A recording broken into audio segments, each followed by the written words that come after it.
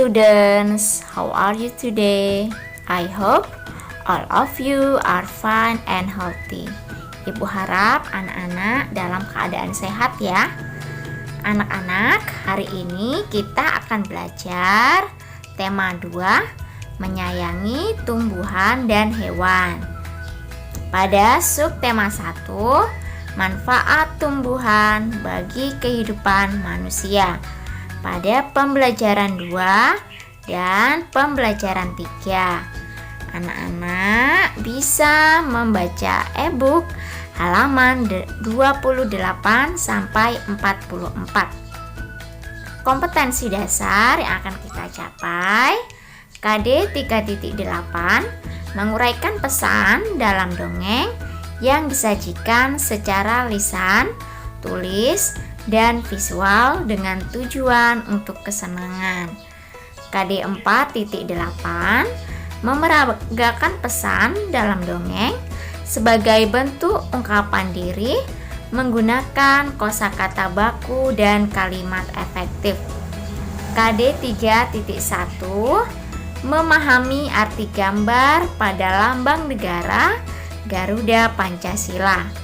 KD 4.1, menceritakan arti gambar pada lambang negara Garuda Pancasila.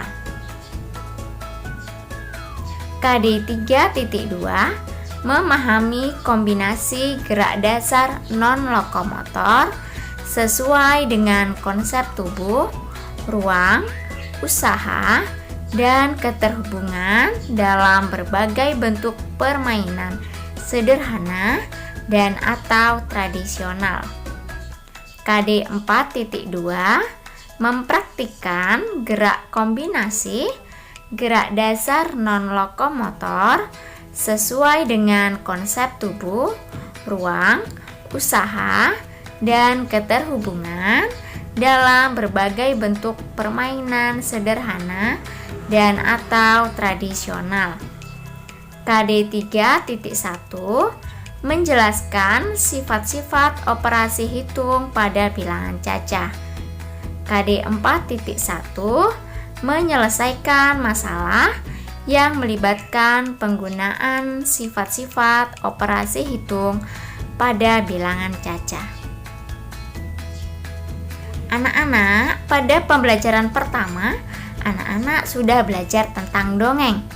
Apakah anak-anak masih ingat apa itu dongeng? Dongeng merupakan cerita khayalan yang bercerita tentang kehidupan pada zaman dahulu kala. Jenis-jenis dongeng ada legenda.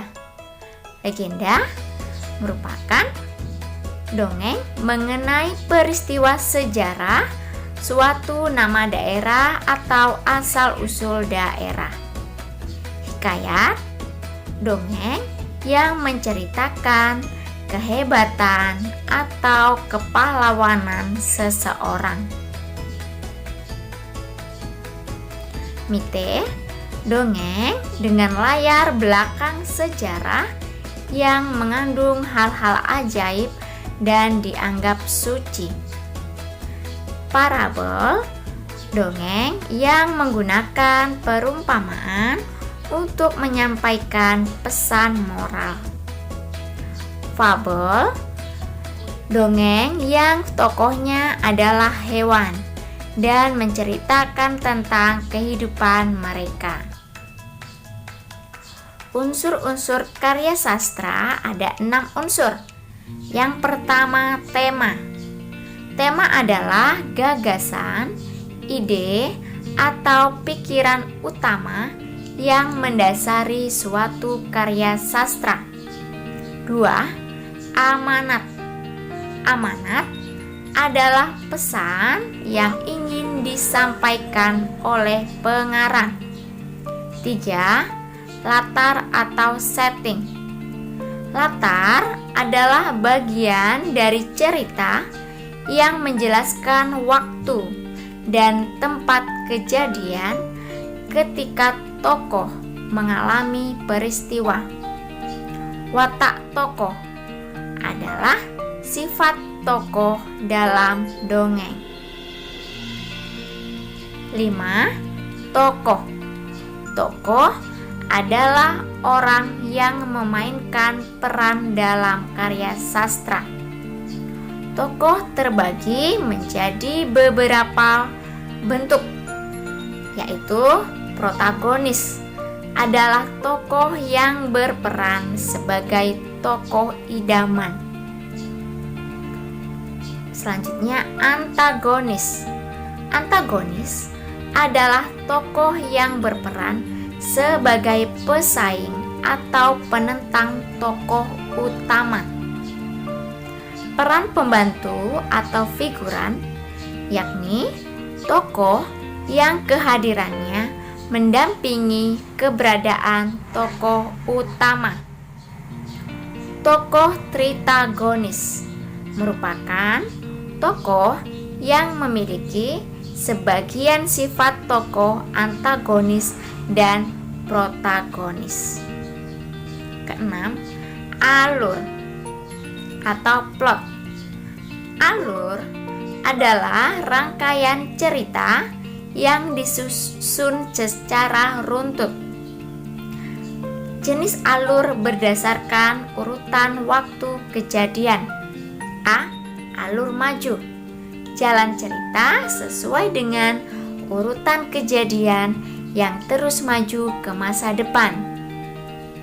B. Alur mundur. Jalan cerita kembali merunut kejadian yang telah berlangsung di masa lalu. C.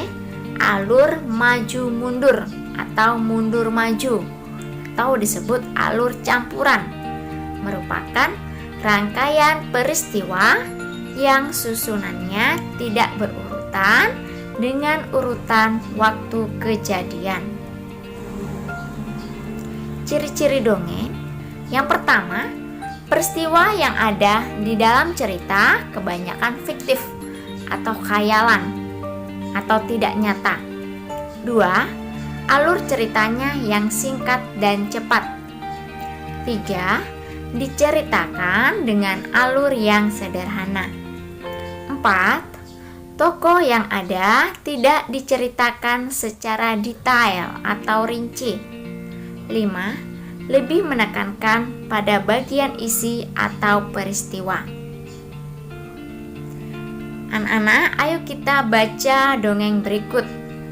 Kisah Bunga Mawar dan Pohon Bambu. Kita baca ya. Di sebuah taman, terdapat taman bunga mawar yang sedang berbunga. Mawar-mawar itu mengeluarkan aroma yang sangat harum. Dengan warna-warni yang cantik, banyak orang yang tak berhenti untuk memuji sang mawar. Tidak sedikit pengunjung taman meluangkan waktu untuk berfoto di depan atau di samping taman mawar. Bunga mawar memang memiliki daya tarik yang menawan. Semua orang suka mawar. Itulah salah satu lambang cinta. Sementara itu, di sisi lain taman ada sekelompok pohon bambu yang tampak membosankan. Dari hari ke hari, bentuk pohon bambu yang begitu saja. Tidak ada bunga yang mekar atau aroma wangi yang disukai banyak orang. Tidak ada orang yang memuji pohon bambu. Tidak ada orang yang mau berfoto di samping pohon bambu. Maka tak heran jika pohon bambu selalu cemburu saat melihat taman mawar dikerumuni banyak orang. "Hai bunga mawar," ujar sang bambu pada suatu hari. "Tahukah kau, aku selalu ingin sepertimu, berbunga dengan indah, memiliki aroma yang harum, selalu dipuji cantik, dan menjadi saksi cinta manusia yang indah. lanjut sang bambu dengan nada sedih. Mawar yang mendengar hal itu tersenyum. "Terima kasih atas pujian dan kejujuranmu, bambu," ujarnya. "Tapi tahukah kau, aku sebenarnya iri denganmu." Sang bambu keheranan. Dia tidak tahu apa yang membuat Mawar iri dengannya. Tidak ada satupun bagian dari bambu yang lebih indah dari Mawar. "Aneh sekali, mengapa kau iri denganku?" "Tentu saja aku iri denganmu. Coba lihat, kau punya batang yang sangat kuat. Saat badai datang, kau tetap bertahan, tidak goyah sedikit pun," ujar sang Mawar. "Sedangkan aku dan teman-temanku, kami sangat rapuh. Kena angin sedikit saja, kelopak kami akan lepas. Hidup kami sangat singkat," tambah sang Mawar dengan nada sedih.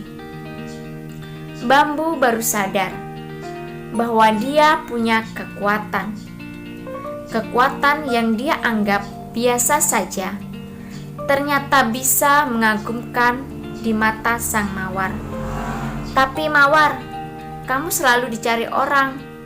Kamu selalu menjadi hiasan rumah yang cantik atau menjadi hiasan rambut para gadis." Sang Mawar kembali tersenyum.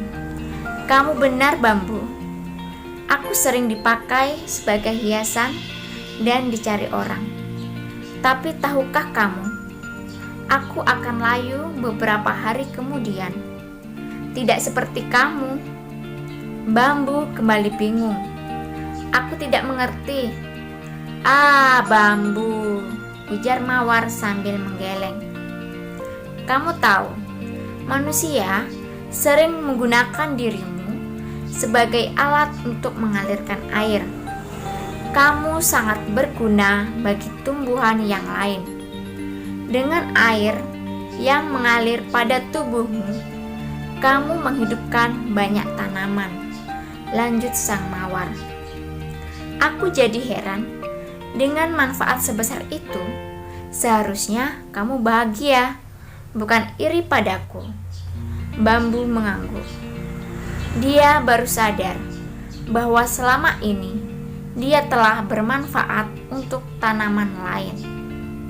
Walaupun pujian itu lebih sering ditujukan untuk Mawar, sesungguhnya bambu juga memiliki manfaat yang tidak kalah dengan bunga cantik itu. Sejak percakapan dengan Mawar, sang bambu tidak lagi merundingi nasibnya. Dia senang mengetahui kekuatan dan manfaat yang bisa diberikan untuk makhluk lain. Nah, anak-anak, kira-kira apa yang kita dapatkan dari cerita tadi? Apa sih temanya? Nah, temanya bersyukur atas karunia Tuhan. Kita diajak untuk bersyukur atas karunia Tuhan. Apa amanat atau pesan? Syukurilah apa yang kamu punya, karena Tuhan telah memberikan kelebihan pada setiap masing-masing ciptaannya. Latarnya, settingnya, tempat kejadiannya di taman. Watak atau tokohnya apa? Tadi bambu dia mempunyai rasa iri kepada Mawar, sedangkan Mawar dia kurang bersyukur. Intinya mereka sama-sama iri dan kurang bersyukur ya. Selanjutnya, tokohnya siapa saja? Ada Bambu dan Mawar. Alur ceritanya atau plotnya adalah alur maju, karena mereka dari buruk menjadi baik. Mereka sadar apa yang telah mereka lakukan. Mereka belajar untuk bersyukur. Dari dongeng Kisah Bunga Mawar dan Pohon Bambu, kita diajarkan untuk selalu bersyukur atas diri kita. Sikap bersyukur dapat ditunjukkan dengan menyayangi semua makhluk hidup. Selain itu, bentuk lain dari sikap bersyukur adalah selalu menjaga kesehatan tubuh. Berolahraga membuat tubuh kita sehat. Olahraga dapat melenturkan otot-otot tubuh. Nah, ini pemanasan. Apa manfaat pemanasan sebelum berolahraga? Mempersiapkan sendi dan otot agar bisa bergerak secara optimal dan mengurangi terjadinya cedera. Nah, gerakan non-lokomotor adalah gerakan yang dilakukan tanpa adanya perpindahan tempat. Ketika kita melakukan pemanasan, kita dapat memanfaatkan gerakan non-lokomotor seperti memutar dan meliuk. Coba anak-anak kita ikuti gerakan memutar dan meliuk pada gambar berikut. Bapak dan Ibu guru juga telah memberikan video gerakan memutar dan meliuk. Tolong anak-anak perhatikan, cermati, dan praktikan ya. Nah, yang pertama, badan berdiri tegak. Kedua, kepalkan kedua tangan dan letakkan di pinggang. Ketiga, putarlah badan ke kanan dan ke kiri. Keempat, badan kembali berdiri tegak. Kelima, rentangkan kedua tangan ke depan. Keenam, putarlah badan ke arah bawah, membungkukkan badan. Ketujuh, putarlah badan ke kanan bawah. 8. Putarlah badan ke kiri bawah. 9. Liukkan badan ke atas atau melentingkan badan. Nah, anak-anak sekarang kita belajar penjumlahan. Pada pembelajaran pertama, anak-anak sudah belajar penjumlahan. Apakah anak-anak masih ingat apa itu penjumlahan? Penjumlahan merupakan penambahan sekelompok bilangan atau lebih menjadi suatu bilangan. Di sini kita belajar sifat pertukaran atau komutatif pada penjumlahan. Ini menyatakan bahwa hasil penjumlahan dua bilangan caca akan sama walaupun kedua bilangan tersebut ditukar. Anak-anak juga sudah belajar di pembelajaran pertama. Yang A ditambah B sama saja B atau A ya. Angkanya dibalik tetapi hasilnya sama.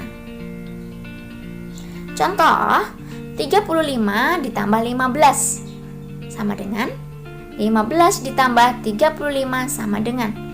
Apakah hasilnya sama atau tidak? Kita coba untuk menjumlahkan di sini. 5 ditambah 5. Pertama jumlahkan 5 ditambah 5 sama dengan 10. Angka 0 letakkan di bawah 5. Angka 1 letakkan di atas angka 3. Tambahkan 1 tambah 3 ditambah 1 sama dengan 5. Jadi hasilnya 50. Selanjutnya 590 ditambah 425 sama dengan titik-titik. Titik-titik sama dengan 590 sama dengan 1015. 425 ditambah 590 sama dengan titik-titik. Apakah hasilnya juga 590? Kita coba dengan menjumlahkan. Seperti ini. Pertama anak-anak jumlahkan 0 ditambah 5 sama dengan 5. Jumlahkan 9 tambah 12 sama dengan 11. Angka 1 letakkan di bawah angka 2. Angka 1 yang lain letakkan di atas angka 5. Di sini ya. Nah, di sini. Jadi jumlahkan 1 ditambah 5 ditambah 4 ya sama dengan 10. Di sini seharusnya angka 1. Berarti jumlahnya 590 ditambah 425 sama dengan 1015. Oke. Anak, semoga anak-anak memahami pembelajaran pada hari ini. Jika ada hal-hal yang belum anak-anak pahami, anak-anak silakan bertanya kepada wali kelas masing-masing. Oke anak-anak, happy learning. See you and goodbye.